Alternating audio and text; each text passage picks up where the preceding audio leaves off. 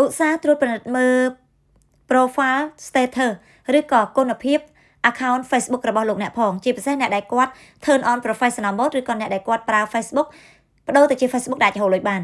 និងជាពិសេសបងដែលនៅក្រៅប្រទេសអញ្ចឹងសម្រាប់បងទាំងអស់គ្នាគួរតែ complete ឧស្សាហ៍ឆែកមើល account status របស់លោកអ្នកអញ្ចឹងការឆែកគឺវាងាយស្រួលទេគ្រាន់តែចូលមកសញ្ញាត្រេ3នៅកន្លែងនេះរួចហើយយើងចូលមកកន្លែង profile status នៅកន្លែងនេះណោះ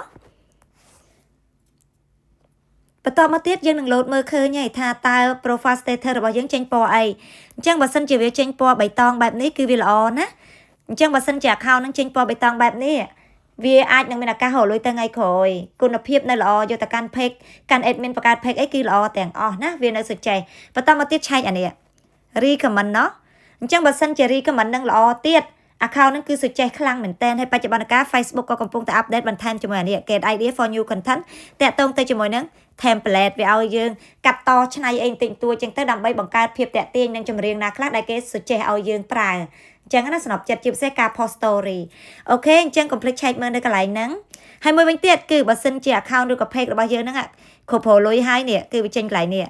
monetization active អញ្ចឹងបើវាចេញ active ដូចខ្ញុំបែបនេះគឺយើងកំពុងតែមានឱកាសរលុយឯងបើមិនធូលអ្វីមួយទេ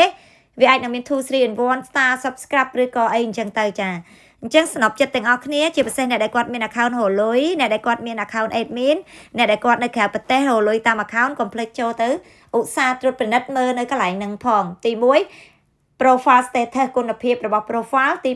2 recommend